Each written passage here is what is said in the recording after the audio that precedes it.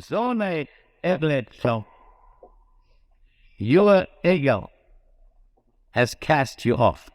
Means the Eigel, we have explained already the meaning of the Eigel in worship in Shomron.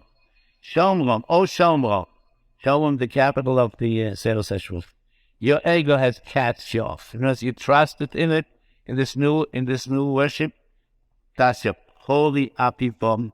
My Eigel waxed hot against them.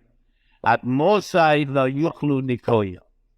How long will they not be able to find nikoya? All this is a highly poetical language. How long will you be unable to attain purity, innocence? That means how long before you realize you see it doesn't help you. Well, if it doesn't help you, how can you continue to worship it? At Mosad. That's why Chova Apimo.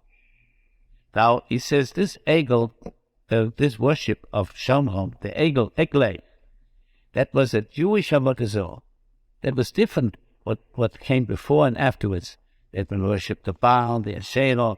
All these things were borrowed from other nations, the imitations of the gods of the Canaanim and so forth and so on, other cults and Syrians and the Ashurans. The Eigel was a Jewish invention.